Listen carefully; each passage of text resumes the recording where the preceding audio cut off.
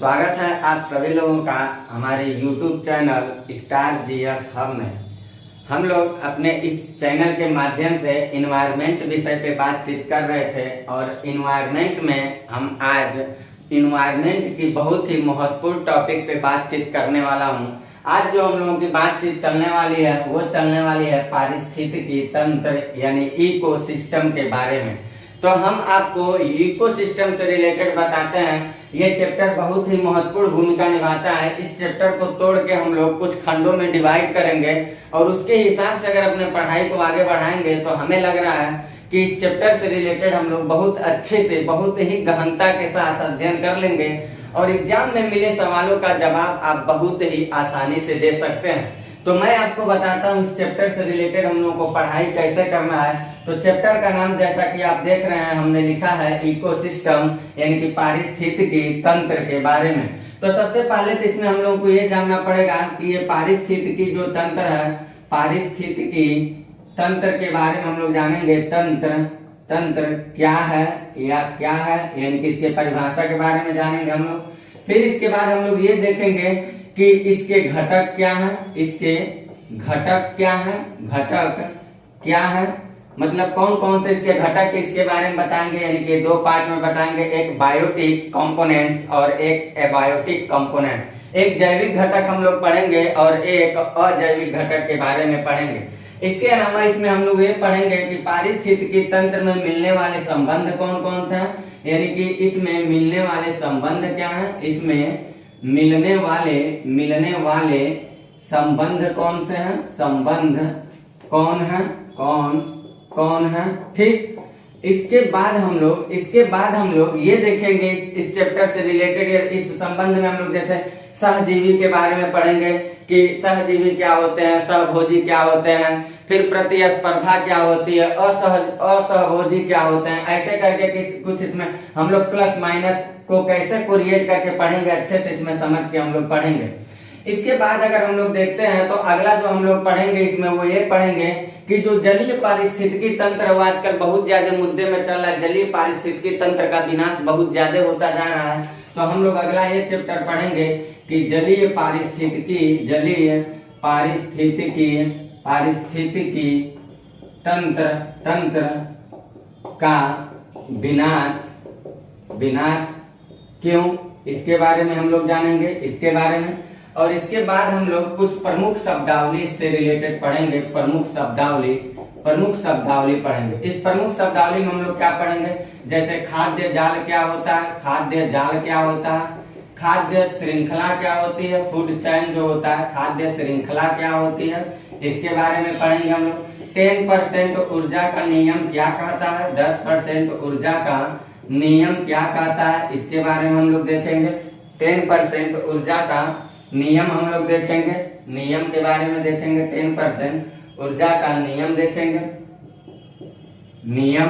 ठीक, इसके बाद इसमें हम लोग खाद्य जाल पढ़ लेंगे, खाद्य श्रृंखला पढ़ लेंगे, 10% ऊर्जा का नियम देख लेंगे। फिर हम लोग उत्पादकता के बारे में देखेंगे। उत्पादकता में हम लोग प्राथमिक उत्पादकता क्या होते हैं, द्वितीयक उत्पादकता क्या होते हैं, इसके बारे में देखेंगे। फिर इसके बाद हम लोग इसी में देखेंगे जैव आवर्धन क्या होता है, जैव आवर्धन को हम लोग देखेंगे यानी कि बायोमैग्निफिकेशन क्या होता है। फिर हम लोग जैव संचयन के बारे में देखेंगे, जैव संचयन क्या होता है, बायो एक्यूमुलेशन क्या होता है, संचयन क्या होता है, इसके बारे में देखेंगे। और यहाँ मैं इत्यादि कर दे रहा हूँ। इत्यादि में हम लोग पारिस्थितिकी प्रक्षेप के बारे में देखेंगे। फिर हम लोग रेंज देखेंगे क्या होता है, आवास स्थल क्या होते हैं। ऐसे करके 10-15 और शब्दावली आएंगे जिसमें मुख्य 10-15 और शब्दावली आएंगे। निके क्या होता है, निकेत क्या होता है, होम रेंज क्या होता है। इन सारी मुद्दों पे हम लोग शब्दावली से रिलेटेड हम जब वीडियो लेके आएंगे तो आपको बताएंगे। तो आज मैं शुरू करने चल रहा हूँ आपको इस पारिस्थितिकी चैप्टर से शुरू करने चल रहा हूँ कि ये क्या है और इसका घटक क्या क्या है। इस बात को याद रखिएगा, हम पहले आपको बता रहे हैं ये दोनों फेज हम लोग एक वीडियो में पढ़ेंगे। ये पार्ट 1 में हम लोग पढ़ेंगे, इसको पार्ट 1 में पढ़ना है हम लोगों को। फिर इसके बाद हम लोग देखेंगे इसमें मिलने वाले संबंध कौन कौन से हैं, इसको स्पेशल हम लोग पढ़ेंगे पार्ट 2 में क्योंकि ये थोड़ा बड़ा होगा और बहुत ही समझने की मुद्दा है। फिर हम लोग पार्ट 3 की जब वीडियो लाएंगे तो थोड़ा इस वीडियो को हम लोग थोड़ा बड़ा करेंगे, और ये बहुत ज्यादा इसमें समझने की बात नहीं, इसको पढ़ने बाद स्पेशल हम लोग शब्दावलियों पे चर्चा करेंगे। तो 3 पार्ट लेकर के मैं आऊंगा इस चैप्टर से रिलेटेड, आपको सारी चीजें पूरी बेसब्री के साथ बताऊंगा। आप बस साथ देते चलिए हमारा, और खुद आप जब पूरा चैप्टर मैं डाल दूंगा उसके बाद आप खुद बताइएगा कि कैसा आपको रहा। अगर आपको चैप्टर को लिखना होगा, चैप्टर से रिलेटेड ये सिलेबस रहे तो इसको नोट कर लीजिए, बाकी हम चल रहा हूँ आपको इसके बारे में बताने के लिए। देखते हैं हम लोग पढ़ाई शुरू कर देते हैं। पारिस्थितिकी यानी कि इकोसिस्टम क्या है, तो बड़े आसान भाषा में समझते हैं हम लोग। इकोसिस्टम क्या है, इसको समझने के लिए हम लोगों को बड़े ही आसान भाषा में समझना है। मान लीजिए आप ये मान लीजिए कि यहाँ जीव समुदाय है, यहाँ पे क्या है, जीव है, जीव। इस जीव में क्या हम लिख सकते हैं, यहाँ पे यहाँ जंतु लिख दीजिए, और यहाँ पे क्या लिख दीजिए आप, पादप लिख दीजिए। जंतु प्लस पादप लिख दीजिए। जंतु और पादप का जो ग्रुप होता है ये एक तरह से क्या कहलाता है, जंतुओं का एक अपना ग्रुप, जंतुओं की संख्या होगी, पादपों की जो संख्या होगी, तो जंतुओं की संख्या यानी कि जनसंख्या, पादपों की संख्या यानी कि जनसंख्या, इन दोनों को मिला दीजिए, जनसंख्या एक तरह से बन जाएगा। और ये जनसंख्या का जो बड़ा रूप होता है उसको हम लोग कहते हैं समुदाय बोलते हैं। और जब किसी समुदाय में हम पर्यावरण को जोड़ देते हैं तो किसी भी समुदाय में पर्यावरण के साथ अध्ययन करने वाला जो विज्ञान होता है उसी को कहा जाता है पारिस्थितिकी तंत्र, पारिस्थितिकी तंत्र कहा जाता है। यानी एक शब्द में हम लोग ये कह सकते हैं कि सभी जीव समुदाय को जब हम पर्यावरण के साथ अध्ययन करते हैं तो ये कह लीजिए कि हम पारिस्थितिकी का अध्ययन कर रहे हैं। सपोज करिए आप किसी भी जगह पे हैं, जिस जगह पे आप हैं, मान लीजिए आप दिल्ली में हैं, आप पटना में हैं, आप गोरखपुर में, जहां भी हैं, उस जगह के बारे में आप वहां की टेम्परेचर कितनी है, वहां कितना वर्षा होता है, वहां की ह्यूमिडिटी कितनी, आर्द्रता कितना है, वहां नमी मतलब कितनी है, फिर आप वहां वर्षा कितना होता है, वो कितने अक्षांश ऊंचाई पे है, कितने डिग्री देशांतर पे है, इन सब बातों का जो अध्ययन करते हैं वहां के बारे में, तो ये समझ लीजिए आप कि आप वहां के पारिस्थितिकी के बारे में अध्ययन कर रहे हैं। आप वहां के पारिस्थितिकी के बारे में अध्ययन कर रहे हैं। यानी कि पारिस्थितिकी को समझने के लिए हम लोगों को ये देखना पड़ेगा कि किसी भी पर्टिकुलर एक जगह पे उपस्थित वहां के सारे पर्यावरणीय अध्ययन और वहां के सारे जीव समुदायों का अध्ययन, दैट इज कॉल्ड इकोसिस्टम। आप इस परिभाषा को अपने भाषा में अगर लिखना होगा तो लिख लीजिएगा। हम बोल दे रहे हैं कि सभी जीवधारियों को पर्यावरण के साथ जोड़ देना और उसको अध्ययन करने वाला विज्ञान ही पारिस्थितिकी तंत्र कहलाता है। अब हम चलते हैं आपको बताने कि इस पारिस्थितिकी तंत्र के घटक कौन कौन से होते हैं। तो परिभाषा को आप, हमें आशा होगा कि आप समझ चुके होंगे। बहुत ज्यादा घुमा फिरा के बातों को बताने से हमें लग रहा है कि समझना बड़ा मुश्किल पड़ जाता है। बहुत ज्यादा घुमा फिरा के अगर सुनेंगे तो कोई कारगर वर्गर नहीं होता, किसी एग्जाम में पूछा नहीं जाएगा आपसे डिफिनेशन तो एकदम शॉर्टकट, एकदम ऐसा कॉन्सेप्चुअल भाषा में समझिए कि कभी भी आप उसको रिकॉल करें तो ऑन द स्पॉट आपको बातें पूरी तरह से याद हो जाए कि मास्टर क्या कहना चाह रहा था और मैं कहां तक समझ पाया। ये बात याद रखें। एक लंबा परिभाषा लिख लिए, आप कॉपी पे भर लिए, घंटा ना पढ़ने का आपको इच्छा होगा ना जीवन में कभी याद होगा, वो कोई मतलब नहीं होता उसका।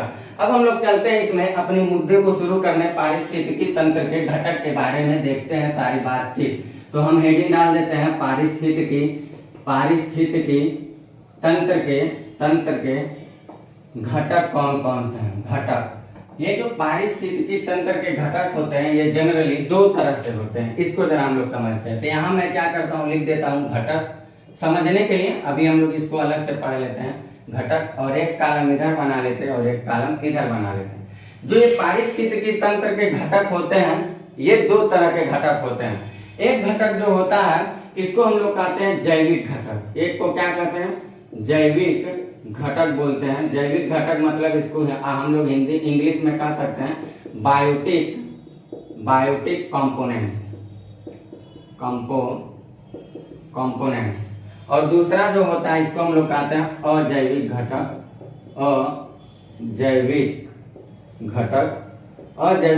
को हम लोग कहते हैं अबायोटिक कंपोनेंट्स।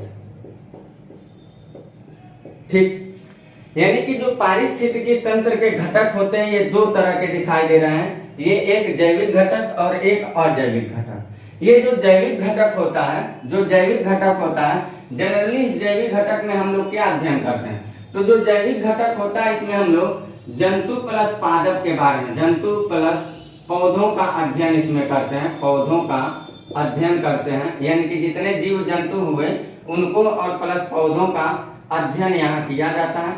और दूसरी बात यहाँ हम लोगों को ये देखना है कि जो बायोटिक कंपोनेंट्स होता है इसका स्वरूप तीन प्रकार का होता है। स्वरूप जो होता है, स्वरूप तीन प्रकार का होता है, तीन प्रकार का होता है। तो तीन प्रकार का कौन कौन सा होता है, जरा इसको हम लोग देख लेते हैं। तो इसमें पहला जो प्रकार होता है उसको हम लोग कहते हैं उत्पादक, उत्पादक बोलते हैं, उत्पादक। उत्पादक का मतलब ये हुआ प्रोड्यूसर, प्रोड्यूसर। दूसरा होता है उपभोक्ता, उपभोक्ता। उपभोक्ता का मतलब ये हुआ कंज्यूमर, कंज्यूमर। और तीसरा होता है अपघटनकर्ता, अपघटनकर्ता। अपघटनकर्ता को हम लोग कहते हैं डीकंपोजर, डीकंपोजर। ठीक, तो हम लोगों को पढ़ना कैसे है जरा समझिएगा। पारिस्थितिकी तंत्र के घटक में हम लोगों को ये देखना है दो तरह के घटक हुए, एक जैविक घटक और एक अजैविक घटक, यानी कि biotic components and abiotic component.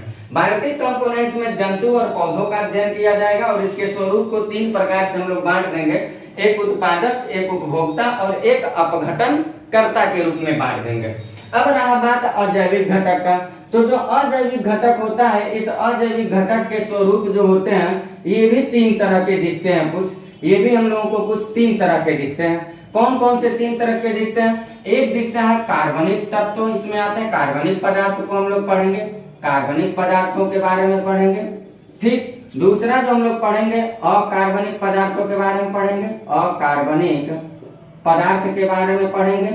और तीसरा जो हम लोग पढ़ेंगे वो जलवायवीय, जलवायवीय कारक के रूप में देखेंगे।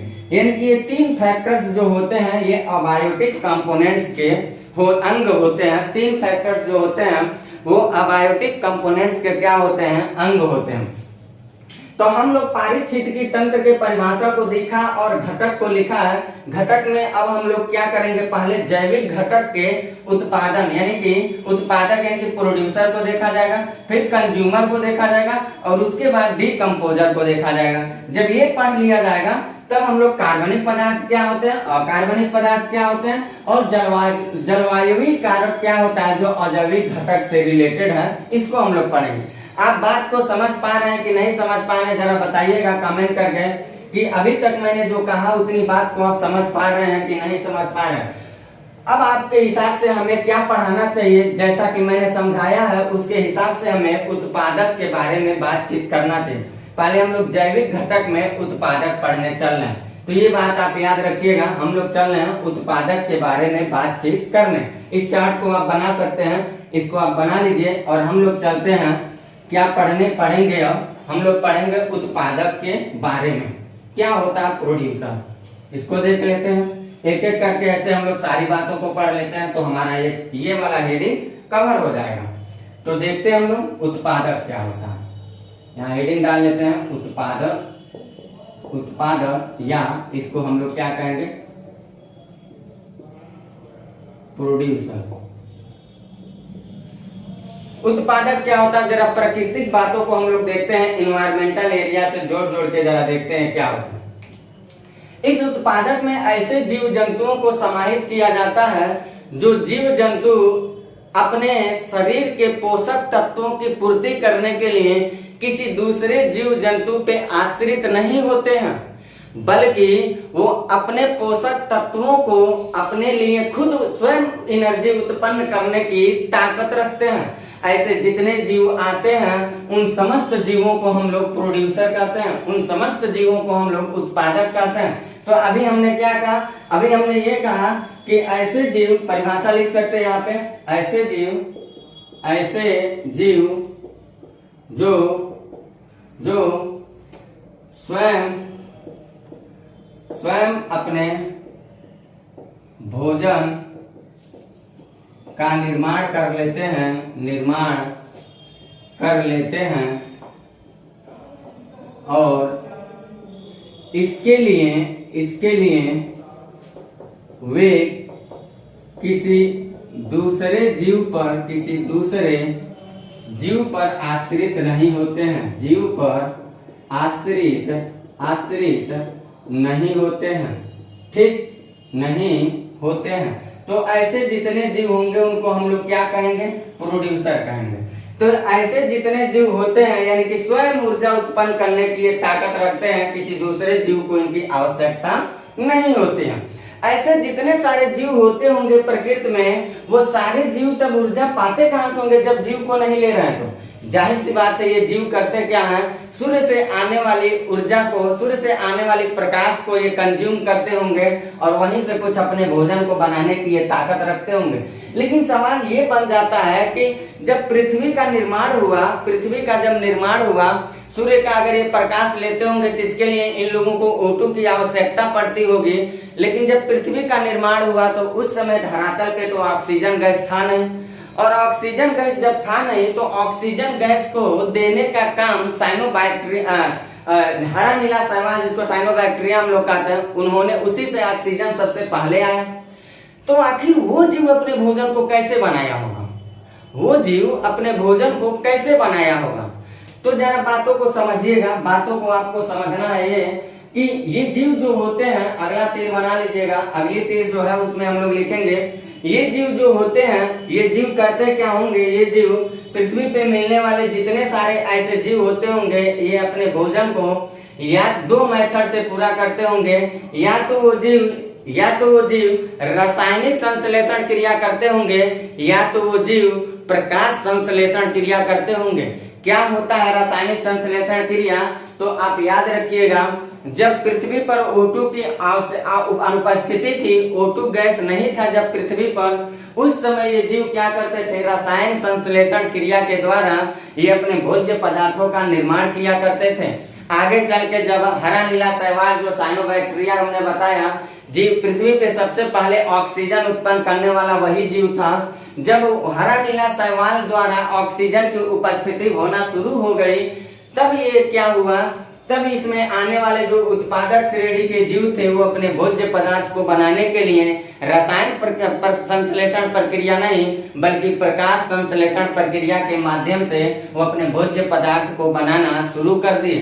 तो यहाँ हम लोग अगली बात क्या लिखेंगे कि उत्पादक जो होते हैं इसमें लिख लीजिएगा, इसमें दो तरह के जीवों को शामिल किया जाता है। इसमें दो तरह के जीवों को शामिल किया जाता है। पहला जीव कौन होता होगा भाई? तो एक लिख लीजिएगा प्रकाश संश्लेषण प्रक्रिया से जो चलते हैं, प्रकाश संश्लेषण, और दूसरा लिख लीजिएगा रसायन संश्लेषण। अब जरा बात को समझिए, ये रसायन संश्लेषण क्या है? जब O2 लिख लीजिएगा ब्रैकेट में, जब पृथ्वी पर O2 नहीं था तब ये इस प्रक्रिया का प्रयोग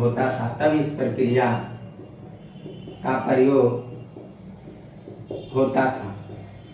ठीक, इसको ब्रैकेट में बॉक्स मैटर करके ब्रैकेट में डाल लीजिएगा, इतनी बातों को ब्रैकेट में। उत्पादक जो जीव है कुछ ऐसे वो अपने जीवन प्रक्रिया को आगे लेके चल रहे हैं। ऑक्सीजन जैसे इस समय देखेंगे प्रोड्यूसर जो होते हैं वो सब क्या करते हैं? उत्पादक क्या करते हैं? प्रकाश संश्लेषण प्रक्रिया के द्वारा हरे पेड़ पौधे जितने होते हैं वो सब अपने भोज्य पदार्थों का निर्माण कर लेते हैं। अब उत्पादक श्रेणी में किस प्रकार के जीव आते हैं, जरा इसको देख लेते हैं हम लोग। उत्पादक जो होते हैं, इस उत्पादक में अनेक प्रकार के जीवों को शामिल किया जाता है। तो अगला तीर बना के हम लोग लिखेंगे कौन कौन से जीव हैं जो परीक्षा में पूछे भी जाते हैं। तो इसमें लिख लीजिएगा उत्पादक श्रेणी में अनेक प्रकार के जीवों को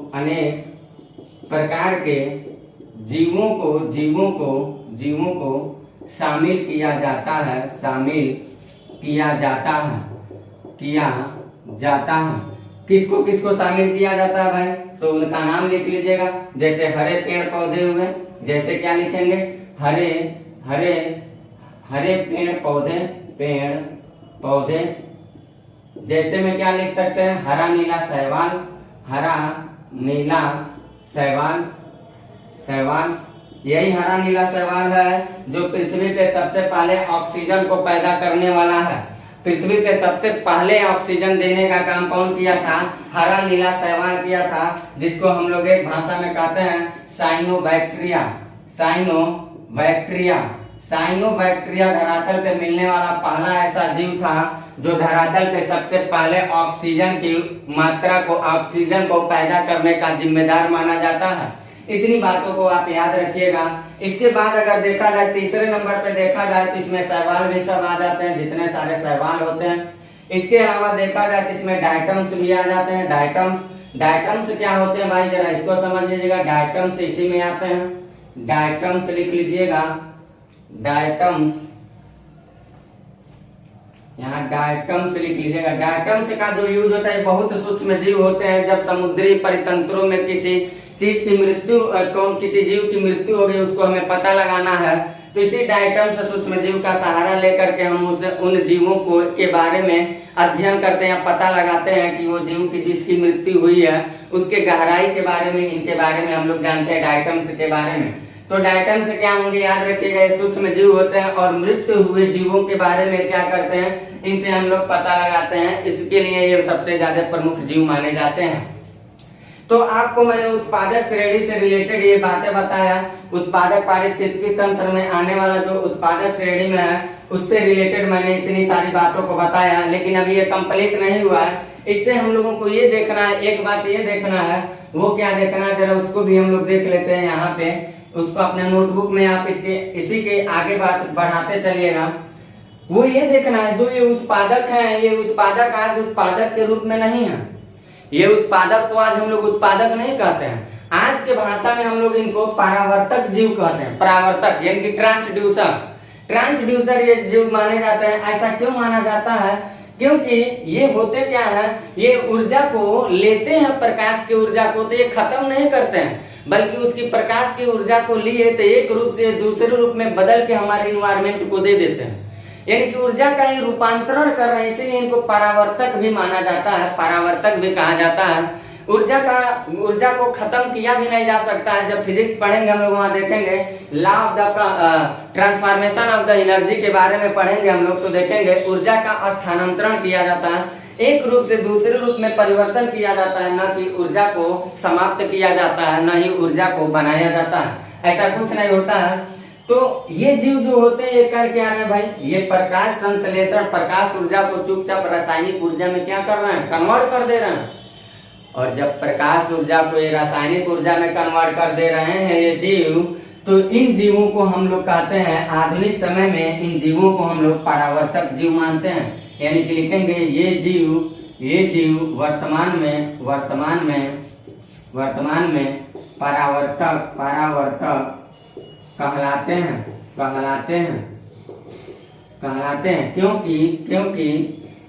क्योंकि ये प्रकाश ऊर्जा को रसायन ऊर्जा में बदल देते हैं, लिखिएगा, बदल देते हैं। इतनी बातों को आप उत्पादक से संबंधित बातों को याद रखना है। इतनी बात आप समझ पा रहे हैं कि नहीं, उत्पादक से रिलेटेड आपको इतनी सारी बातों को याद रखना है। इसके बाद मैं चल रहा हूँ आपको बताने उपभोक्ता क्या होते हैं, यानी कि कंज्यूमर क्या होते हैं। मैंने बताया है जो बायोटिक कंपोनेंट्स होते हैं वो तीन तरह के होते हैं, उत्पादक, उपभोक्ता और अपघटनकर्ता। तो उत्पादक के बारे में तो मैंने बता दिया आपको। अब मैं बताने चल रहा हूँ आपको दूसरी बात, उपभोक्ता से रिलेटेड बातों को मैं बताने चल रहा हूँ। तो याद रखिएगा, इसका आप ले लीजिए स्क्रीनशॉट और बढ़ते हैं हम लोग आगे। तो अब हम लोग देखते हैं उपभोक्ता के बारे में। दूसरा हम लोग देखते हैं उपभोक्ता यानी कि इसको कह लीजिए कंज्यूमर के बारे में हम लोग देखते हैं। तो जो उपभोक्ता होते हैं, ये उपभोक्ता को समझने के लिए सबसे आसान भाषा, उत्पादक कौन होते थे? जिनको भोजन बनाने के लिए या अपने पोषक तत्वों को उपस्थित करने के लिए जो ऊर्जा चाहिए, उस ऊर्जा पूर्ति के लिए वो किसी जीव से नहीं लेते थे, वो किसी जीव से नहीं लेते थे, वो स्वयं अपने भोजन का निर्माण करते थे। यहाँ क्या होगा? उपभोक्ता में, उपभोक्ता में ऐसे जीव आते हैं जो प्रत्यक्ष या परोक्ष रूप से उत्पादक पे निर्भर होते हैं, यानी उत्पादक जीवों को ही अपना आहार बना लेते हैं। ऐसे जीव, ऐसे जीव जो उत्पादक जीवों को प्रत्यक्ष या अप्रत्यक्ष रूप से अपना आहार बना लेते हैं और अपने पोषक तत्वों और अपने शरीर के लिए ऊर्जा उत्पन्न करने का साधन उत्पन्न कर लेते हैं, ऐसे समस्त जीवों को हम लोग कहते हैं उपभोक्ता। ऐसे समस्त जीव क्या कहलाते हैं? उपभोक्ता कहलाते हैं। तो ये लोग प्रत्यक्ष या परोक्ष रूप से उत्पादक से जुड़े हुए होते हैं। उत्पादक पे इन लोगों का आधार बना होता है। ये अपने भोजन की जो प्राप्ति करते हैं, अपने पोषक तत्वों की जो प्राप्ति करते हैं, इनको जो ऊर्जा मिलता है ये सीधे उत्पादक से मिलता है। तो इनके बारे में परिभाषा लिख लीजिएगा। ऐसे जीव परिभाषा लिख लीजिएगा। ऐसे जीव जो प्रत्यक्ष या परोक्ष रूप से अपने पोषक पदार्थों की पूर्ति या ऊर्जा पूर्ति के लिए क्या होता है? उत्पादक पर आश्रित होते हैं, उन्हें उपभोक्ता कहा जाता है। इतनी बात को आप समझ लीजिएगा, उन्हें उपभोक्ता कहा जाता है। जो उपभोक्ता स्तर के जीव होते हैं, इन उपभोक्ता स्तर के जीव को हम लोग जनरली उपभोक्ता स्तर के जीव को 4 भागों में बांट के पढ़ते हैं। 4 भागों में हम लोग इसको बांट के पढ़ते हैं। कौन कौन से 4 भाग होते हैं जरा उसको देखते हैं हम लोग। तो अगली तीर बना के लिख लीजिएगा यहाँ पे। इन्हें 4 वर्गों में रखा जाता है। इन्हें 4 वर्गों में रखा जाता है। वो 4 वर्ग कौन कौन से हैं भाई? तो पहला लिख लीजिएगा प्राथमिक उपभोक्ता। पहला में लिखिएगा प्राथमिक उपभोक्ता। फिर दूसरा लिखिएगा द्वितीयक उपभोक्ता। फिर इसके बाद लिखिएगा तृतीयक उपभोक्ता। और फिर लास्ट लिखिएगा चतुर्थ उपभोक्ता को एक भाषा में हम लोग सर्वाहारी जीव भी कहते हैं। तो अभी हम लोग देख लेते हैं। चतुर्थ उपभोक्ता को एक भाषा में हम लोग सर्वाहारी जीव कहते हैं। प्राथमिक उपभोक्ता, ये उपभोक्ता को 4 भागों में हम लोगों ने बांट दिया। तो हमने अभी परिभाषा में क्या लिखा? ऐसे जीव जो प्रत्यक्ष या परोक्ष रूप से, जरा बात ध्यान दीजिएगा, प्रत्यक्ष या परोक्ष रूप से किससे जुड़े होते हैं? अपने पोषक पदार्थ या अपने ऊर्जा की पूर्ति के लिए किससे जुड़े होते हैं? उत्पादक पे यानी प्रोड्यूसर से जुड़े होते हैं, वही उपभोक्ता कहलाते हैं। और इनको 4 वर्गों में उपभोक्ता को रखा जाता है। एक प्राथमिक स्तर के उपभोक्ता होते हैं, एक द्वितीयक स्तर के उपभोक्ता होते हैं, एक तृतीयक स्तर के होते हैं और एक चतुर्थ स्तर के उपभोक्ता होते हैं। प्राथमिक स्तर के उपभोक्ता कौन होते हैं? प्राथमिक स्तर के उपभोक्ता में वे उपभोक्ता आते हैं जो डायरेक्ट उत्पादक से जुड़े होते हैं, यानी कि अपना भोज्य पदार्थ या अपने शरीर के लिए एनर्जी जो लेते हैं या जो पोषक तत्वों की पूर्ति करते हैं अपने शरीर के लिए, ये डायरेक्ट किससे करते हैं? उत्पादक से करते हैं। यानी उत्पादक को डायरेक्ट ये खाएंगे। तो इस डायरेक्ट जब उत्पादक को खाएंगे तो ये बताइए उत्पादक में कौन था? सब शाकाहारी जीव ही थे, सब शाकाहारी चीजें ही थी, जैसे पेड़ पौधा घास फूस यही सब था। तो ये डायरेक्ट उन्हीं को खाएंगे। तो उनको खाने वाले जो होते हैं प्राथमिक उत्पादक कहलाते हैं। तो प्राथमिक उत्पादक में अगर पूछे कौन आएंगे तो कहेंगे शाकाहारी जो जीव होते हैं वही आएंगे, यानी बकरी आएगी, गाय आएगी, भैंस आएगी। तो इसका उदाहरण हम लोग लिख लेते हैं। प्राथमिक उपभोक्ता का उदाहरण अगर देखना होगा तो क्या क्या आप देखेंगे? गाय लिख सकते हैं, गाय, बकरी, भैंस, ऐसे इत्यादि कर लीजिएगा। जितने शाकाहारी जीव होते हैं वो सब आते हैं, यानी कि ये क्या होते हैं, डायरेक्ट उत्पादक पे आश्रित होते हैं। द्वितीयक क्या होते हैं, द्वितीयक उपभोक्ता वे उपभोक्ता होते हैं जो प्राथमिक उपभोक्ता को अपना भोजन बनाते हैं। यानी प्राथमिक उपभोक्ता को भोजन बनाने वाले जो होते हैं उनको द्वितीयक उपभोक्ता कहा जाता है। और तृतीयक उपभोक्ता क्या होंगे, जो द्वितीयक उपभोक्ता को अपना भोजन बनाते हैं उनको तृतीयक उपभोक्ता कहा जाता है। और चतुर्थ उपभोक्ता कौन होंगे, जो जो जो सर्वाहारी प्रकृति के जीव होते हैं, जो उत्पादक को भी भोजन बना सकते हैं और उपभोक्ता को भी भोजन बना सकते हैं, यानी कि घास भूस भी खाएंगे और मांस भी खाएंगे, जैसे मनुष्य हुआ, जैसे कुत्ता हुआ। ये जो होते हैं ये चतुर्थ उपभोक्ता की श्रेणी में आते हैं, यानी कि सर्वाहारी जीव माने जाते हैं। और इसको मैं एक चार्ट के माध्यम से बताता हूं तो अभी आप और आसानी से समझेंगे। मान लीजिए यहाँ उत्पादक है, यहाँ कौन है, उत्पादक है। मैं एक चार्ट बना देता हूँ, एक चार्ट। यहाँ उत्पादक मैंने लिख दिया उत्पादक, और यहाँ लिख दिया मैंने उपभोक्ता, यहाँ लिख दिया मैंने, यहाँ लिख दे रहा हूँ उपभोक्ता, उपभोक्ता। इस उपभोक्ता के 4 रूप हम लोगों को देना है। एक यहाँ ले लिया, क्योंकि 4 स्तर के होते हैं ना, एक यहाँ ले लिया और एक यहाँ ले लिया, ठीक। और यहाँ उत्पादक कर दिया, ये सब क्या है, उपभोक्ता है, ठीक। तो उत्पादक में हम क्या करते हैं, एक जीव ले लेते हैं, सॉरी लिख लेते हैं घास। ये उत्पादक हो गया, प्रोड्यूसर हो गया। अब घास को क्या हुआ, खा लिया किसने, टिड्डा ने। घास को किसने खाया, टिड्डा ने खाया, टिड्डा ने। तो टिड्डा क्या हो जाएगा, यहाँ पे प्राथमिक स्तर का उपभोक्ता हो जाएगा। प्राथमिक स्तर का क्या होगा, उपभोक्ता होगा। ये उपभोक्ता 4 प्रकार के हैं। घास को खाया टिड्डा ने, टिड्डा को कौन खाएगा भाई, घास को जब टिड्डा ने खा लिया तो टिड्डा को भी तो कोई खाने वाला होगा। ये एक सर्कल मैं आपको बता रहा हूँ, रेंज बता रहा हूँ, इस रेंज को आपको समझना पड़ेगा। तो हमें लग रहा है आप सब समझ जाएंगे। घास को जब टिड्डा खाएगा तो टिड्डा को कौन खाएगा, मेढक खाएगा। घास को खाया टिड्डा ने, टिड्डा को खाया मेढक ने, और मेढक को खाया सांप ने, और सांप को खाया फाइनली मोर ने। तो ये जो मोर है, ये मोर क्या होगा, अंतिम उपभोक्ता होगा, अंतिम उपभोक्ता होगा।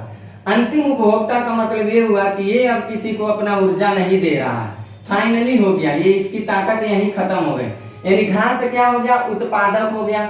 इसको खाया किसने, टिड्डा ने, तो ये प्राथमिक स्तर का उपभोक्ता हो गया। तो प्राथमिक स्तर के जितने उपभोक्ता होते हैं, जरा एक बात याद रखिएगा, प्राथमिक स्तर के जितने सारे उपभोक्ता होते हैं ये हमेशा शाकाहारी प्रवृत्ति के होते हैं। यानी कि प्राथमिक, एक बात आप लिख लीजिएगा, नीचे यहाँ लिख सकते हैं, यहीं आप लिख लीजिएगा, प्राथमिक स्तर के उपभोक्ता सदैव शाकाहारी होते हैं। इस बात को लिख लीजिएगा, प्राथमिक स्तर के उपभोक्ता, प्राथमिक स्तर के उपभोक्ता सदैव शाकाहारी होते हैं, सदैव शाकाहारी होते हैं, शाकाहारी होते हैं, ठीक। और प्राथमिक स्तर को छोड़ के द्वितीयक, तृतीयक और चतुर्थ, द्वितीयक, तृतीयक और चतुर्थ स्तर के जो उपभोक्ता होते हैं ये उपभोक्ता मांसाहारी होते हैं, ये उपभोक्ता मांसाहारी होते हैं, सर्वाहारी भी होते हैं, ठीक। तो ये बात हमको याद रखना है उत्पादक और उपभोक्ता से रिलेटेड करके। तो उत्पादक मैंने बताया उपभोक्ता में किसके 4 वर्गों में रखा जाता, प्राथमिक, द्वितीयक, तृतीयक, चतुर्थ। तो देखिए प्राथमिक स्तर का उपभोक्ता किसको खा रहा, ये प्राथमिक स्तर का उपभोक्ता है, ये किसको खा रहा, उत्पादक को खा रहा। तभी मैंने कहा उत्पादक को खाने वाला प्राथमिक स्तर का उपभोक्ता कहलाता है। यानी टिड्डा ने खाया घास को, यानी घास को खाया टिड्डा ने। प्राथमिक स्तर के उपभोक्ता को कौन खाया, द्वितीयक स्तर का उपभोक्ता मेढक ने खाया। द्वितीयक स्तर के उपभोक्ता को कौन खाया, तृतीयक स्तर का उपभोक्ता यानी सांप ने खा लिया। और तृतीयक स्तर के उपभोक्ता को कौन खा लिया, मोर ने, यानी कि चतुर्थ स्तर का उपभोक्ता हुआ।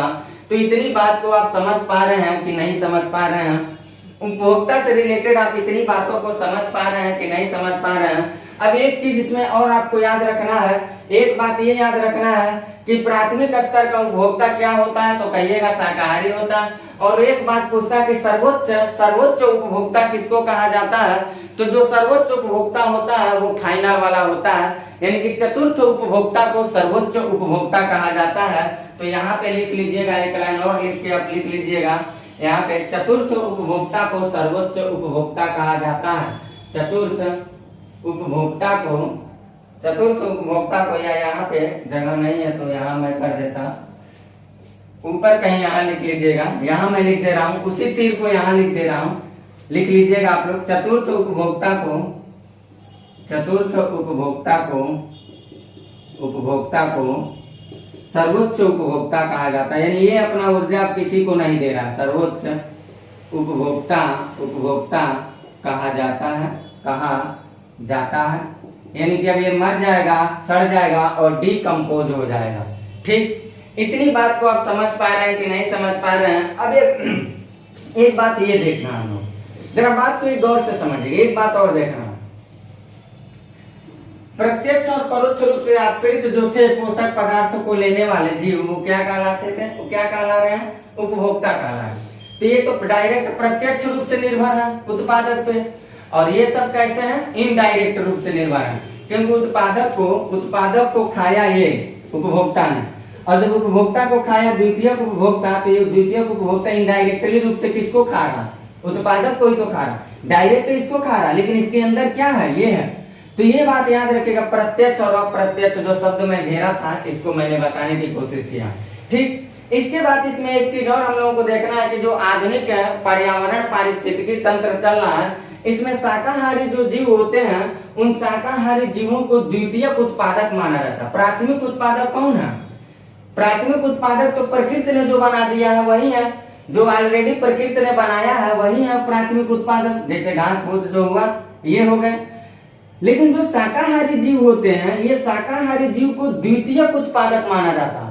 तो द्वितीयक उत्पादक किसको कहेंगे? तो हम लोग कहेंगे द्वितीयक उत्पादक उसे कहेंगे जो प्राथमिक स्तर का उपभोक्ता होता है। द्वितीयक उत्पादक प्राथमिक स्तर के उपभोक्ता को क्यों कहते हैं? क्योंकि द्वितीयक उत्पादक जो होता है, ये जब खाना खाने जाएगा उत्पादक को, तो घास को खाएगा। घास खा रहा है, इसका मतलब कार्बोहाइड्रेट खा रहा, और कार्बोहाइड्रेट को जब सेवन कर रहा है तो ये कर क्या रहा? कार्बोहाइड्रेट को सीधे प्रोटीन में कन्वर्ट कर दे रहा। यानी कि टिड्डा खा के अपने शरीर का विकास किया, यानी कि प्रोटीन का निर्माण किया। तो कार्बोहाइड्रेट से प्रोटीन का डायरेक्ट निर्माण करने का काम करते हैं प्राथमिक उपभोक्ता। इसीलिए प्राथमिक उपभोक्ता को द्वितीयक उत्पादक भी कहा जाता है, क्योंकि वो हम लोगों के लिए उत्पादन क्षमता क्या करते हैं? बढ़ाते रहते हैं। अभी जब हम लोग खाद्य 10% एनर्जी ना पढ़ेंगे तो देखिएगा बहुत ज्यादा ऊर्जा यहाँ रहेगा, घट जाएगा 10%, घटेगा, फाइनल जाके एकदम घट जाएगा, ना के बराबर हो जाएगा। तो यहाँ उसी बात को ध्यान में रख के कहा जा रहा है कि जो उत्पादक होते हैं, इन उत्पादक को खाने का काम कौन कर रहा है? प्राथमिक स्तर का उपभोक्ता कर रहा है, और प्राथमिक स्तर के उपभोक्ता को द्वितीयक स्तर के उत्पादक माना जाता है। प्राथमिक स्तर का उत्पादक तो हो गया, तो इसको द्वितीयक स्तर का उत्पादक माना जाता है। तो यहाँ एक लाइन और बढ़ाइए फटाफट, यहाँ लिखिएगा, यहाँ आप खुद लिखिए, मैं बोल दे रहा हूँ, लिखिएगा आप अपने लाइन कॉपी में कि प्राथमिक स्तर के उपभोक्ता को द्वितीयक स्तर का उत्पादक माना जाता है। लिखिएगा, प्राथमिक स्तर के उपभोक्ता को द्वितीयक स्तर का उत्पादक माना जाता है। ये बात आप सवाल के नजरिए से याद रखिएगा। कोई कहेगा क्यों माना जाता है भाई, तो सीधे कहिएगा प्राथमिक स्तर का जो उपभोक्ता होता है, ये उत्पादक को खाता है, यानी कि कार्बोहाइड्रेट को खाया, और कार्बोहाइड्रेट को सीधे क्या करता है? उत्पादक जो है, ये जो उत्पादक है, ये सपोज करिए कार्बोहाइड्रेट है, ये कार्बोहाइड्रेट है, इसको जाके टिड्डा ने खा लिया। घास को खाया मतलब क्या खाया? कार्बोहाइड्रेट खाया। और जैसे कार्बोहाइड्रेट खाएगा तो टिड्डा क्या करेगा? कार्बोहाइड्रेट को खा के टिड्डा अपने शरीर का विकास करेगा। तो टिड्डे के जब शरीर का विकास होगा, तो टिड्डे के शरीर में जब शरीर का विकास हो रहा है, इसका मतलब क्या हो रहा? यानी कि उसके शरीर में प्रोटीन की मात्रा बढ़ रही है। उसके शरीर में, जैसे हमारे शरीर में, हम लोगों के शरीर किससे बना हुआ? प्रोटीन से बना हुआ। वैसे टिड्डा का शरीर किससे बनेगा? प्रोटीन से बनेगा। लेकिन वो खा क्या रहा है? कार्बोहाइड्रेट। तो कार्बोहाइड्रेट से प्रोटीन में कन्वर्ट करने की ताकत रखते हैं, इसीलिए इनको द्वितीयक उत्पादक कहा जाता है। इतनी बातों का आप स्क्रीनशॉट लीजिए। उसके बाद हम लेके चलते हैं आपको डीकम्पोजर के बारे में, अपघटन कर्ता के बारे में। इतनी बात आप समझ पा रहे हैं कि नहीं? इतनी बात समझ पा रहे हैं कि नहीं? अब हम लोग चलते हैं तीसरा पढ़ने के, पारिस्थितिकी तंत्र के घटक में। जैविक घटक में हम लोग उत्पादक पढ़ लिए, उपभोक्ता पढ़ लिए। अब चल रहे हम लोग पढ़ने अपघटन कर्ता के बारे में। ले लीजिए इसका स्क्रीनशॉट। अब हम लोग देखते हैं तीसरा अपघटन कर्ता। अपघटन करता, ये क्या होता है, यानी कि डी कंपोजर। इसके बारे में जरा देख लेते हैं। तो अपघटन करता किसे कहेंगे, याद रखिए परिभाषा, ऐसे जीव अभी इसको हम लोग समझ लेते हैं, ऐसे जीव जो सड़े गले जीव जंतु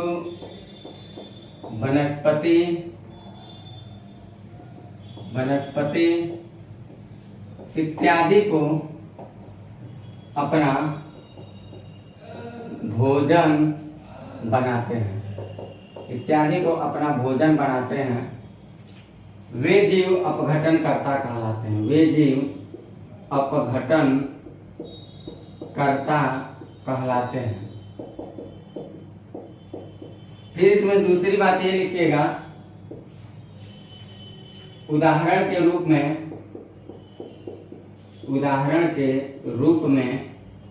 रूप में क्या हम देख सकते हैं, जैसे बैक्टीरिया, कवक, फंगी, कवक, फिर यहाँ घेंघा, केचुआ लिख सकते हैं, केचुआ, घेंघा इत्यादि कर लीजिए।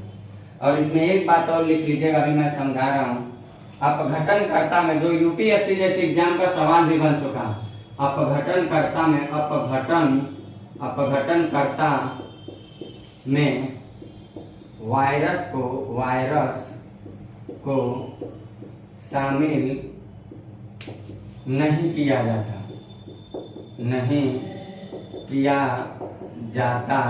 है।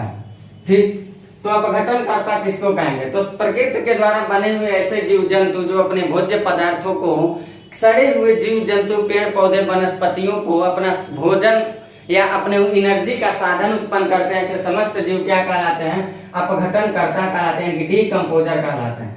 ये जीव जैसे बैक्टीरिया हुए, कवक, केचुआ, घेंघा, ऐसे जितने सारे जीव आते हैं, इन सब जीवों को हम लोग अपघटन कर्ता के रूप में मानते हैं। ये अपघटन कर्ता जीव में वायरस को शामिल नहीं किया जाता, इतनी बात परीक्षा के नजर से आपको याद रखना है, इसमें वायरस को शामिल नहीं किया जाता। यूपीएससी जैसे एग्जाम में इसको सवाल बना चुका है। अभी ये जो जीव अपघटन कर्ता के जीव होते हैं, इन अपघटन कर्ता के जीवों में याद रखिएगा, गिद्ध को नहीं रख सकते हम लोग, चील को नहीं रख सकते, ऐसे जीवों को नहीं रख सकते। विशेष करके उन जीवों को हम लोग अपघटन कर्ता न कह के अगर सफाई कर्मचारी कह सकते हैं या सफाई कर्ता के रूप में कहें तो शायद बहुत ही जरूरी होगा। तो अपघटन कर्ता के ही एक समकक्ष शब्द आता है पर्यावरण में, सफाई कर्ता जीव कौन से कहलाते हैं, तो हम कह सकते हैं अपघटन कर्ता के संक्षेप में ऐसे एक बात लिख सकते हैं, अपघटन कर्ता जीवों के अपघटन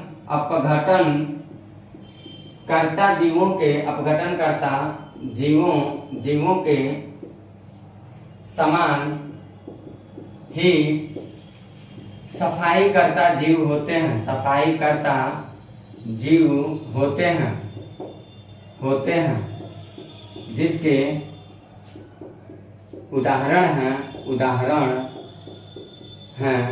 क्या उदाहरण होगा, तो आप लिख लीजिएगा, गिद्ध लिख लीजिएगा, जैसे गिद्ध लिख लीजिएगा, जैसे चील लिख लीजिएगा, चील समझ रहे हैं, गिद्ध समझ रहे हैं, तो गिद्ध लिख लीजिएगा, चील लिख लीजिएगा, फिर इसमें चींटी लिख लीजिएगा, फिर इसमें काकरोच लिख लीजिएगा, ऐसे करके इत्यादि कर दीजिएगा, यानी कि ये सफाई कर्ता जीव के रूप में आते हैं। इतनी बात तो हमने आपको बताया है, अभी जितनी सारी बात हमने आपको बताया है, ये सारी बात मैंने किसका बताया है, तो याद रखिएगा पारिस्थितिकी तंत्र के घटक में बायोटिक कंपोनेंट्स को बता दिया मैंने अभी लिखा था घटक, और घटक में एक तरफ क्या लिखा था, जैविक, एक तरफ जैविक लिखा था और एक तरफ अजैविक। तो जो जैविक है इसको मैंने बता दिया, ये उत्पादन, उपभोक्ता और कंज्यूमर, ये तीन रूप में थे, सॉरी उत्पादक, प्रोड्यूसर, कंज्यूमर और डिकम्पोजर, ये तीन रूप में थे, तो तीनों मैंने बता दिया।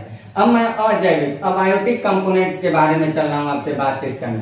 अब हम अबायोटिक कंपोनेंट्स के बारे में बातचीत करेंगे, तो अब हम लोग इसको देखेंगे।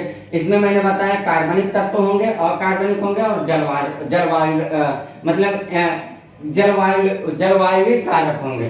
तो इसको हम लोग देखते हैं, जलवायु कारक कौन कौन से होते हैं, कार्बनिक कौन कौन से होते हैं और अकार्बनिक कौन कौन से होते हैं। इसका आप स्क्रीनशॉट ले लीजिए फटाफट, और हम लोग देखते हैं अब आगे। तो हम लोग देखते हैं अजैविक घटक को, अजैविक घटक को इसी के अंग में हम लोग चल रहे हैं। इसका जैविक हम लोगों ने पढ़ चुका, जैविक घटक। इसका दूसरा क्या है, अजैविक घटक है। तो इसी को हम लोग पढ़ने चल रहे हैं।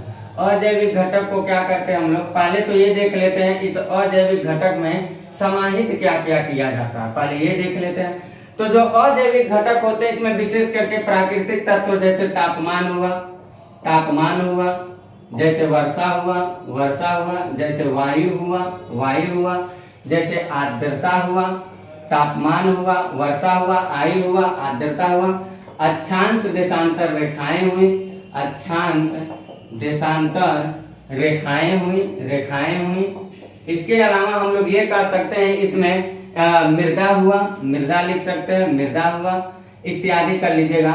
ये इत्यादि कारक अजैविक घटक के माने जाते हैं, यानी कि तापमान, मृदा, अक्षांश देशांतर, आर्द्रता, वर्षा, वायु, ये जितने सारे होते हैं या खनिज, ये सब किसमें सम्मिलित किए जाते हैं, अजैविक घटक के अंग माने जाते हैं। और इन सब के वजह से जीव जंतुओं पे कोई न कोई चेंजेज आता रहता है, इसलिए इनको हम लोग एक अलग रूप में रखते हैं। और दूसरी बात इसमें हम लोग को ये देखना है कि अजैविक घटक के तीन रूप हैं, तीन स्वरूप दिखाई देते हैं, स्वरूप दिखते हैं।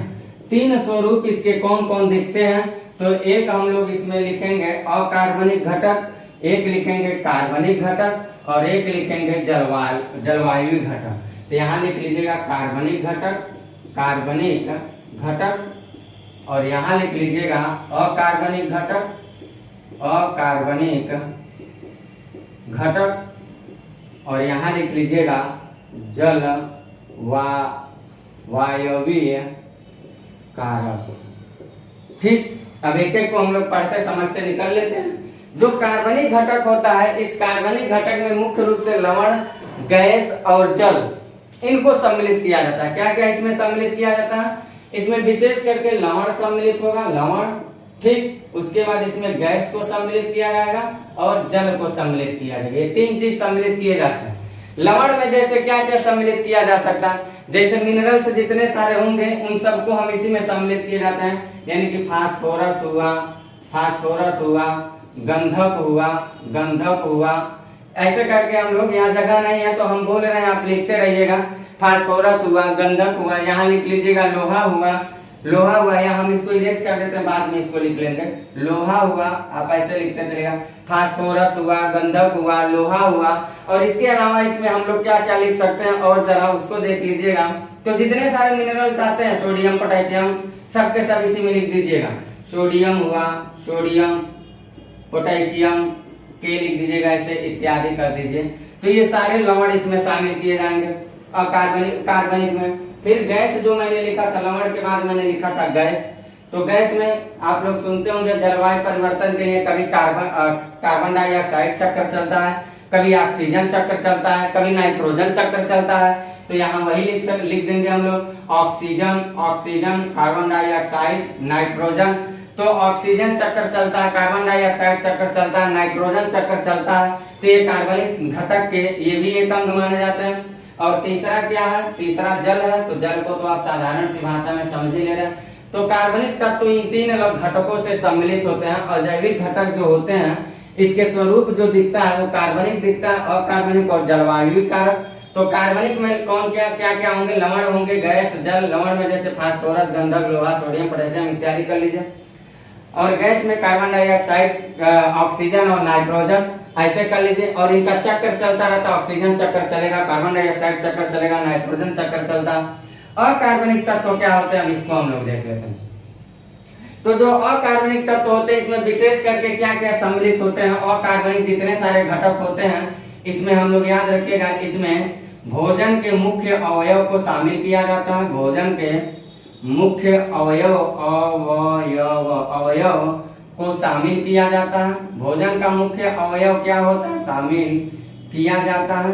क्या भोजन का मुख्य अवयव होता है भाई, तो एक होता है कार्बोहाइड्रेट। तो यहाँ कार्बोहाइड्रेट लिख लीजिएगा। एक होता है प्रोटीन और एक होता है फैट यानी कि वसा। तो भोजन के मुख्य अवयव को यहाँ शामिल किया जाता है अकार्बनिक घटक में। तो कार्बनिक घटक और अकार्बनिक घटक इसको आप देख लीजिए, इसके कार्बोहाइड्रेट, प्रोटीन और वसा, इसको कार्बनिक कर लीजिएगा आप लोग, इसको कार्बनिक कर लीजिएगा और यहाँ अकार्बनिक कर लीजिए, मिस्टेक हो गया, इसको उल्टा ही हमने बोल दिया है, उल्टा बोल दिया। अच्छा हुआ कि याद आ गया, नहीं तो वीडियो अगर रिकॉर्डेड हो जाता तो हमें दोबारा मेहनत करना पड़ता, होता है कभी कभी। इसको आप लोग क्या करिए, कार्बनिक कर लीजिए। जितनी सब बातें बताऊं सब वही बातें रहेगा, इसको अकार्बनिक कर लीजिए। जब मैंने कार्बोहाइड्रेट, प्रोटीन, वसा को लिखा, क्योंकि बायोलॉजी का भी मास्टर है मास्टर, तब मैंने कहा कि मैं ये क्या लिख रहा हूँ, कार्बनिक कैसे हो जाएंगे कार्बोहाइड्रेट, प्रोटीन। तो मुझे यहाँ से पता चला था। आप इसको क्या करिएगा, कुछ करना नहीं है आपको, यहाँ से अ को हटा के चुपचाप ट्रांसफर करके यहाँ लगा दीजिएगा। कोई बाकी सब के सब बातें वही है, उसमें कोई भी दिक्कत की बात नहीं है। ठीक, तीसरा देख लेते हैं हम लोग जलवायु कारक। तो जलवायु कारक में यही सब साहब लोग आते हैं और इनको हम लोगों को स्पेशल समझना भी है। जैसे तापमान हुआ, जैसे वर्षा हुआ, जैसे आर्द्रता हुआ, जैसे मृदा हुआ, जैसे वर्षा हुआ, लिख दिए, अक्षांश देशांतर रेखा हुए इत्यादि कर लीजिए, सब आ रहे हैं। तो ये तीन घटक निर्धारित होते हैं अजैविक अबायोटिक कंपोनेंट्स में। तो ये तो आप समझ सकते होंगे मिनरल्स के बारे में, ये समझ सकते होंगे आप भोज्य पदार्थ के मुख्य कार्बोहाइड्रेट, प्रोटीन, वसा, ऐसे बायोलॉजी के क्लास में मैंने विधिवत से पढ़ा है, वहां पढ़ के समझ सकते हैं ये क्या होते हैं। आप बायो की क्लास देखिएगा, न्यूट्रिशन चैप्टर में मैंने पोषण चैप्टर में पूरी बातों को डिटेल से बताया। और जलवायु कारक जो इसको मैंने नहीं बताया, ये दोनों को चर्चा हमने हो चुका है, बायोलॉजी से भी रिलेटेड है बात। इसको हम जरा समझाते हैं। तापमान, वर्षा, आर्द्रता, मृदा कैसे अजैविक घटक के एक अंग के रूप में दिखाई देते हैं। तो इसको जरा हम लोग समझते हैं, तापमान के बारे में सारी बातें। तो ये कुछ जगह हम इरेज कर रहे हैं, इसको पहले नोट कर लीजिए आप। मैं इधर की कुछ बातों को इरेज करता हूँ इसको समझाने के लिए, तो नोट कर लीजिए आप। इधर से मैं इरेज कर रहा हूँ इस बात को समझाने के लिए। यहाँ हम लोग इसको समझ लेते हैं जरा, यहाँ हम लोग क्या करते हैं समझ लेते हैं। तापमान कैसे निर्धारण करता है? तापमान जो होता है ये लैंगिक आयु और लैंगिक तापमान हम लोगों को लैंगिक अनुपात और लैंगिक आयु दोनों को निर्धारित करता है। कैसे? पहले तापमान बता रहे, फिर आगे धीरे धीरे हम सब बता रहे हैं। तापमान कैसे निर्धारित करता है पहले इसको मैं बता रहा हूँ। पहले तापमान के बारे में देखना, टेम्परेचर कैसे निर्धारित कर रहा है। तो मान लीजिए कुछ ऐसे जीव प्राणी होते हैं, कुछ ऐसे जीव प्राणी होते हैं जिनका शरीर तापमान के निर्धारण से चेंजेज होता रहता है। तापमान ही बताता है कि वो जीव जो होंगे उन जीवों का प्रजनन प्रक्रिया कैसे चलेगा। जीवों के प्रजनन प्रक्रिया या कह सकते हैं जीवों के लिंग निर्धारण प्रक्रिया को बताने का काम कौन करता है? तापमान करता है।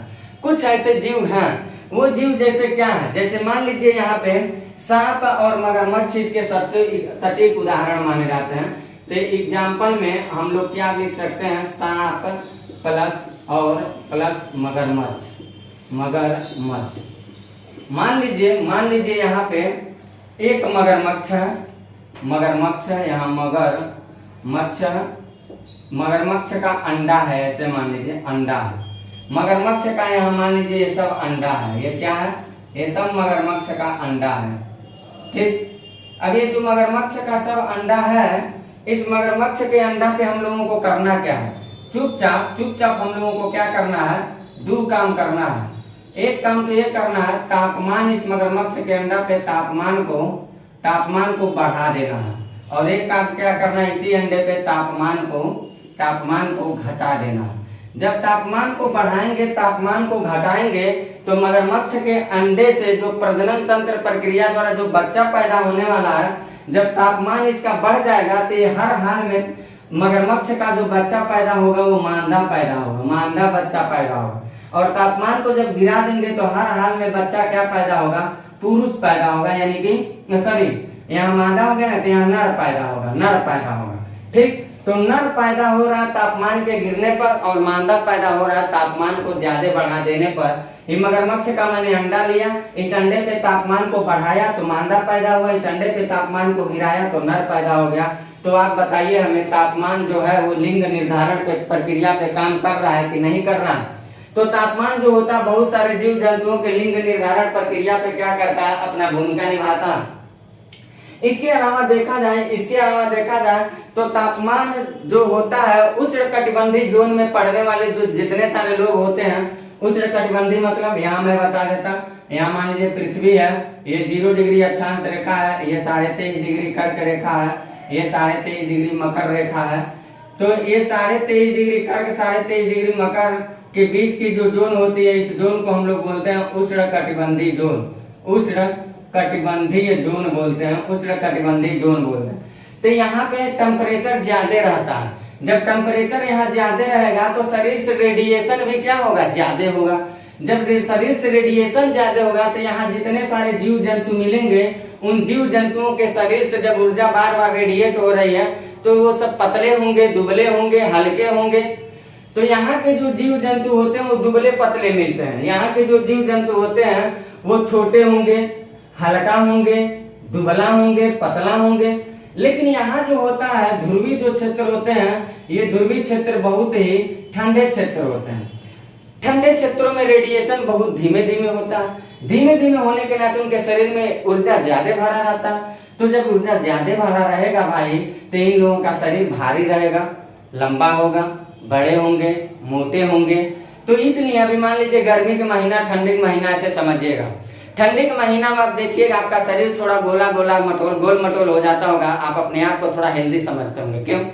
क्योंकि आपके शरीर से रेडिएशन एटमॉस्फेयर में बहुत कम हो रहा, जितना खा रहे स्टोर हो रहा। गर्मी के महीने में आप काम करते हैं, साथ ही साथ टेम्परेचर हाई रहता, हाई टेम्परेचर से बॉडी से एनर्जी बार बार रेडिएट हो रही, एनर्जी मतलब रेडिएशन बहुत ज्यादा होता है। तो आप दुबले पतले जैसे कुछ हो जाएंगे, हल्का सा दुबले पतले हो जाएंगे, ऐसे दुबले पतले जैसा दिखेंगे। तो ठंडे प्रदेशों में जो होते हैं जीव जंतु, ये ठंडे प्रदेश के जीव जंतु इस उष्णकटिबंधीय जीव जंतु से कुछ भिन्न पाए जाते हैं। यहाँ के जो जीव होंगे छोटे होंगे, हल्के होंगे, पतले होंगे, दुबले होंगे। यहाँ के सीधे उसके उल्टा होंगे। तो दोनों जगह अंतर क्या कर रहा है, तापमान ही तो कर रहा है। यहाँ तापमान है तो रेडिएशन हो रहा है ज्यादा, यहाँ तापमान कम है तो रेडिएशन कम हो रहा है। और इसी से जंतुओं के शारीरिक बनावट में कम, यानी कि लैंगिक आयु में अंतर दिखाई दे रहा। यहाँ के लैंगिक आयु जो ज्यादा दिख रहा है, यहाँ की लैंगिक आयु कम दिख रहा। तो ये सरल सी भाषा है, इसमें कोई बहुत विशेष बात नहीं समझने के लिए। इसके अलावा देखा जाए तो तापमान और क्या करता है, हाई टेम्परेचर में इस जोन में रहने वाले जितने सारे लोग होते हैं, इनके पास देखिएगा, इनके पास जो होता है, इनके दाढ़ी मूछ बहुत जल्दी आ जाएंगे। इनके पास यानी कि जो हार्मोन और एंजाइम, हार्मोन जो सेक्रेट हो रहा है बॉडी से, वो तेजी से होता है। टेम्परेचर को पाया हुआ तो लड़के के अंदर जननांग जो परिवर्तन होते हैं, यानी कि उसके अंदर जननांग परिवर्तन जो उसके अंदर सेक्सुअल पावर जो होगा वो इस जोन में ज्यादा हो जाएगा। इस जोन में आपको ज्यादा दिखेगा, यहाँ के जोन में कम दिखेगा। ऐसा क्यों दिख रहा है? इसलिए दिख रहा है क्योंकि तापमान का यहाँ अंतर है। तो तापमान का अंतर भी हम लोगों को कई तरह के चीजों को दिखाई देता है। इसके अलावा देखा जाए तो इसके अलावा अगर देखा जाए जीव जो होते हैं, इन जीवों के वर्गीकरण के बारे में जरा बातचीत करें। इस बात को घटक से संबंधित मैंने सारी बात आपको बता दिया, घटक से संबंधित हमने सारी बात बता दिया आपको।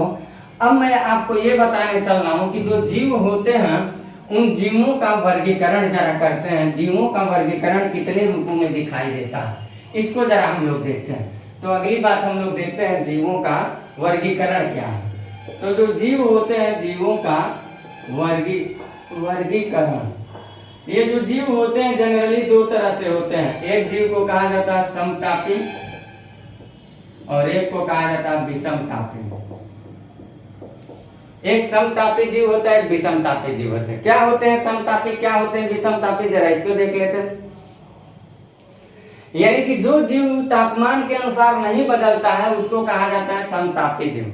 यानी कि प्रकृति ने ऑलरेडी उसको टेम्परेचर दिया। जैसे मान लीजिए मनुष्य है, स्तनधारी जितने सारे प्राणी है, पंछी है, तो हम लोगों के शरीर का टेम्परेचर 37 डिग्री सेल्सियस है। 37 डिग्री सेल्सियस से जहां ज्यादा करेंगे तो गर्मी महसूस होने लगेगा। 37 डिग्री सेल्सियस से जहां कम टेम्परेचर में जाकर रहेंगे ठंडी महसूस होने लगेगा, क्योंकि हमारी बॉडी को कितने डिग्री सेल्सियस चाहिए, 37 डिग्री सेल्सियस। 37 डिग्री सेल्सियस से जहां ज्यादा कम करेंगे शरीर में गर्म ठंड महसूस होना शुरू हो जाएगा। तो समतापी जीव में कौन से जीव आते हैं? ऐसे जीव, इसमें लिख लीजिएगा, ऐसे जीव जिनके शरीर का तापमान समय समय पे चेंजेस नहीं होते हैं। ऐसे लिख सकते हैं इसको, एक भाषा में ऐसे हम लोग लिख सकते हैं कि ऐसे जिनके शरीर का तापमान के अनुसार नहीं बदलता। इस तरह से लिख लेंगे, सही है। ऐसे जीव जिनके शरीर का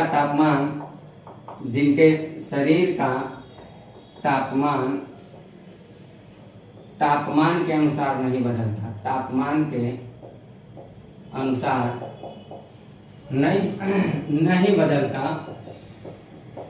नहीं बदलता, वो क्या कहलाता है? समतापी। यानी कि इनके पास ऑलरेडी तापमान हो, जैसे हमने अभी उदाहरण दिया मनुष्य का। मान लीजिए 37 डिग्री सेल्सियस मनुष्य का टेम्परेचर है। आप 37 डिग्री सेल्सियस से क्या कर रहे हैं? ज्यादा कर दिए। ज्यादा करेंगे जैसे तो आदमी को क्या होगा? गर्म महसूस होने लगेगा। आप 37 डिग्री सेल्सियस से क्या करिए? कम कर दीजिए। जैसे कम करेंगे तो आदमी को क्या महसूस होने लगेगा? ठंडा महसूस होने लगेगा, ठंडा होने लगेगा। यानी कि जो मनुष्य है उसको उसके शरीर की टेम्परेचर ऑलरेडी निर्धारित कर दी गई है 37 डिग्री सेल्सियस। और यहाँ लिख लीजिएगा विषम तापी क्या होते हैं? ऐसे जीव जिनके शरीर का तापमान पर निर्भर, यहाँ हमने क्या लिखा? निर्भर नहीं होता। यहाँ लिख लीजिएगा निर्भर होता है। ऐसे जीव जिनके शरीर का तापमान के अनुसार बदलता रहता है। यहाँ लिख लीजिएगा ऐसे जीव जिनके शरीर का तापमान, ऐसे जीव जिनके शरीर का तापमान के अनुसार बदलता रहता है, तापमान के अनुसार बदलता रहता है, उन्हें विषम तापी जीव कहते हैं। विषम तापी जीव कहते हैं। ठीक, विषम तापी। और इसमें क्या उदाहरण हम लोग लिखेंगे? स्तनधारी, एग्जाम्पल के रूप में एग्जाम्पल लिखिएगा। स्तनधारी जैसे हम लोग हैं, स्तनधारी जीव प्लस पंछी को छोड़कर सभी जीव, इसके उदाहरण लिखेंगे। सभी जीव इसमें उदाहरण लिखेंगे। उनको गर्मी देंगे तो गर्म हो जाएंगे, गर्मी का मौसम देंगे तो उसके अनुरूप हो जाएंगे, ठंडा देंगे उसके अनुरूप हो जाएंगे। इसी कारण ये जीव जो होते हैं सबसे ज्यादा उष्णकटिबंधीय जोन में रहना सबसे ज्यादा पसंद करते हैं, उष्णकटिबंधीय जोन में। क्यों? क्योंकि वहाँ गर्मी ठंडी हर तरह का मौसम मिलेगा। 23.5 उत्तर, 23.5 डिग्री कर्क मकर रेखा के बीच में। और जब उनको गर्म ठंड मिलेगा तो हर तरह के मौसम का दिन रात आनंद लेते रहेंगे। इतनी बातों को आप समझ पाए कि नहीं? मैंने आपको इकोसिस्टम से रिलेटेड इतनी सारी बातों को बताया घटक का, और हमने आपको बताया था कि इससे रिलेटेड हम बहुत सारे पहलुओं की बातचीत करेंगे। तो इसमें एक पहलू मैंने बता दिया आपको कि इकोसिस्टम क्या है, दूसरा बता दिया इकोसिस्टम के घटक क्या है। घटक में मैंने जैविक घटक के उत्पादन, उपभोक्ता और अपघटनकर्ता के बारे में बता दिया। फिर अजैविक घटक में अकार्बनिक, कार्बनिक और जलवायु कारक के बारे में बता दिया, और साथ ही साथ जीवों का वर्गीकरण बता दिया। बाकी मैं इकोसिस्टम के अगले, अभी खत्म नहीं हुआ, अगला जो हम लोग क्लास लेंगे उसमें पढ़ेंगे कि इकोसिस्टम से रिलेटेड जो है मिलने वाले संबंध कौन कौन से हैं, उसके बारे में हम लोगों की क्लास चलेगी। तब तक के लिए हम क्लास को यहीं स्थगित कर रहे हैं। अभी गर्म भी बहुत ज्यादा हो रहा है, आप लोग देख रहे हैं।